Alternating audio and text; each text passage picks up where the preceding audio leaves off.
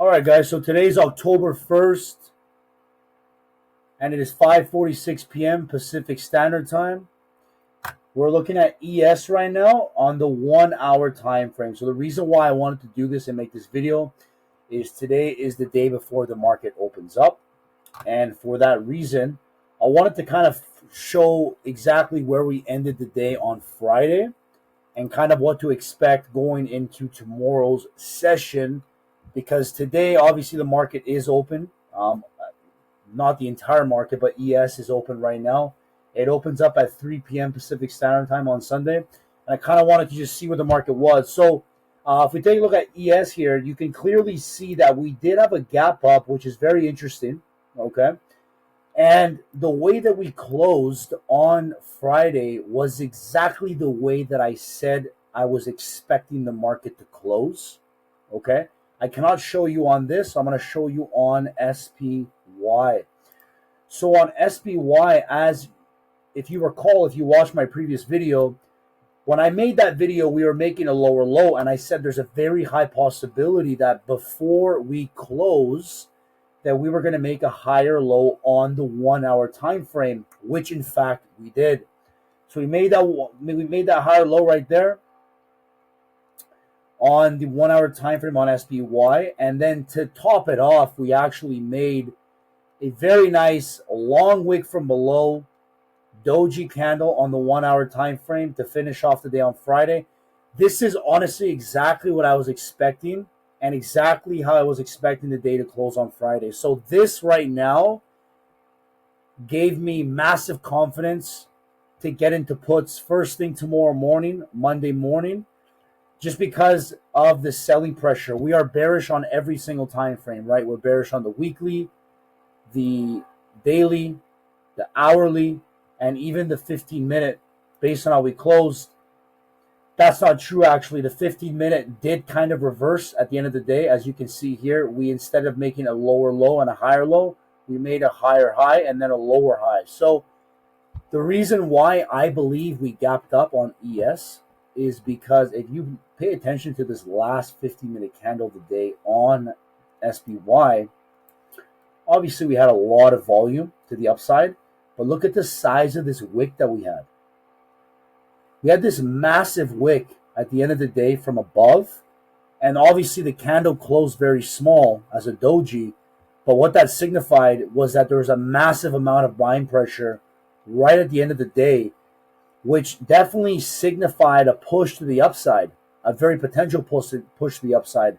And as you can see on ES, we definitely had that in the after hours at 1 o'clock, 1:15, 1:30, and 1:45 candles. We continued to push up, and we pushed up even further today and opened up at 43.49 on the futures.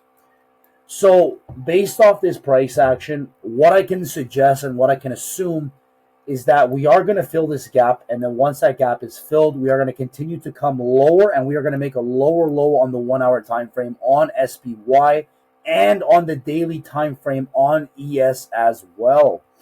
So I can expect a very significant move to the downside tomorrow on the charts. Now, I'm not going to take any moves right away as soon as the market opens. I am going to sit, I'm going to watch. But as soon as I get that confirmation, I'm going to get into puts Monday morning, and there's more than a likely chance that I'm going to ride that position for quite some time. I'm expecting quite a big move. If we do, in fact, make a move, I'm expecting it to be pretty large. So a very good entry, for example, would be something like this. As you can see here, a nice bullish engulfing candle, a bearish engulfing candle on the 50-minute time frame would be something that I would be looking for as an entry. So this is the ES futures, and the market is obviously closed right now, so I can't buy anything, but I'm going to obviously watch this in the overnight session. And if you guys were wondering, this gray shaded area here is the volume profile, something that I also use significantly in my trading. And what it allows me to do is it allows me to identify areas of liquidity.